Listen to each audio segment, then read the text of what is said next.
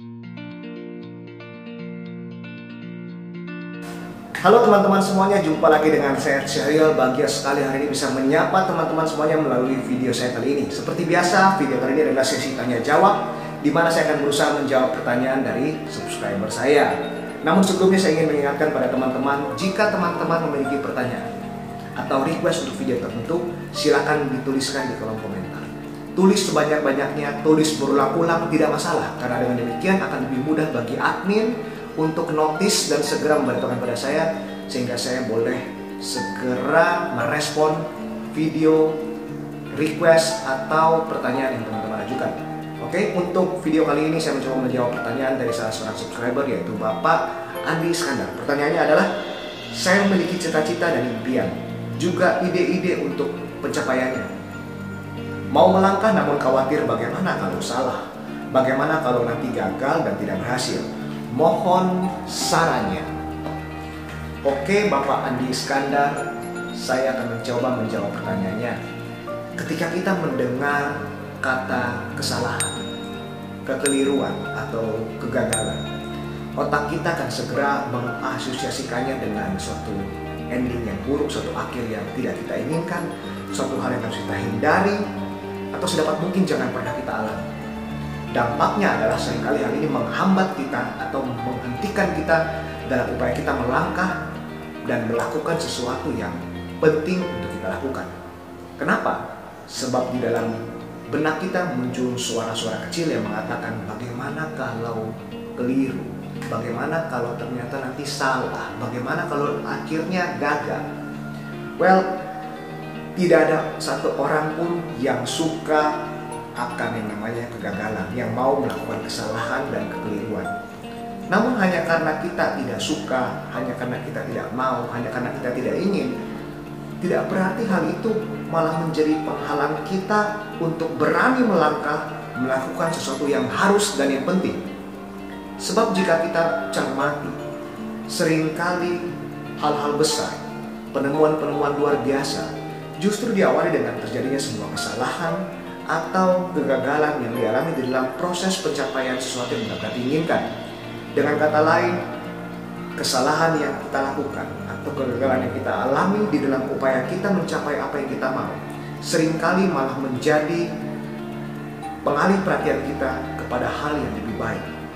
Namun tentunya hal itu bisa tercapai apabila terlebih dahulu kita mau melangkah dan bertindak. Kita bisa melihat contoh dari berbagai macam penemuan besar, berbagai macam hal besar yang tadinya diawali dengan terjadinya semua kesalahan dan kegagalan di dalam proses untuk pencapaiannya. Namun pada akhirnya hal-hal itu malah mendorong terciptanya suatu keberhasilan, suatu hal yang hebat yang tadinya tidak terlihat, yang tadinya tidak diprediksi, yang tadinya tidak pernah mungkin direncanakan. Kita lihat apa yang terjadi pada tahun 68 ketika Spencer Silver bersama tim 3M-nya berusaha menemukan sebuah material perekat yang akan digunakan pada industri penerbangan. Namun proses ini gagal dan mereka tidak bisa menghasilkan alat perekat yang kuat. Yang tercipta malah sebuah alat perekat yang bisa menempel, tidak mudah lepas. Namun ketika ditarik dikit saja, dia akan copot atau terlepas dari bidang ditempeli tanpa merusak bidang yang ditempel.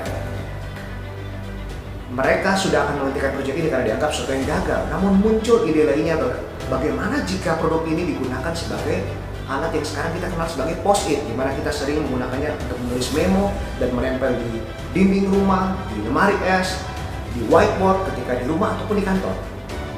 Lalu ketika Sir Alexander Fleming, seorang ilmuwan yang sedang meneliti bakteri, dia asal Skotlandia. Ketika beliau sedang meneliti bakteri dan dikembangkan di piring kultur, dikenal sebagai seorang ilmuwan yang seringkali ceroboh. Beliau lupa membersihkan piring kultur tersebut dan bahkan lupa menyimpan piring kultur yang ada bakteri tersebut di tempat yang steril, sehingga piring tersebut tidak sengaja terkontaminasi. Ditinggal oleh beliau untuk berlibur selama 2 minggu dan ketika kembali ditemukan sudah tumbuh jamur di sekitar piring kultur. Ketika diteliti, ternyata jamur tersebut malah menghambat pertumbuhan bakteri di piring kultur tersebut. Hal yang tadinya dianggap kelalaian oleh seorang ahli yang dinilai ceroboh, malah pada akhirnya menjadi cikal bakal ditemukannya antibiotik penisilin. Lalu yang terakhir yang paling saya sukai adalah ketika raksasa farmasi Pfizer sedang berusaha memproduksi atau menghasilkan sebuah obat yang dapat memperlebar pembuluh darah jantung sehingga mengurangi nyeri di dada dan sesak napas bagi para penderita jantung koroner.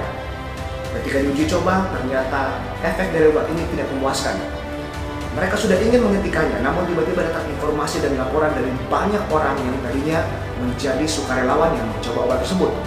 Mereka semua melaporkan timbulnya efek samping yang sama atau side effect yang sama. Apa itu? Ereksi. Setelah diteliti, alih-alih memperlebar pembuluh darah di jantung, ternyata obat yang pada akhirnya kita kenal dengan nama Viagra ini membantu memperlebar pembuluh darah di alat kelamin pria yang pada akhirnya bisa mengatasi masalah disfungsi ereksi.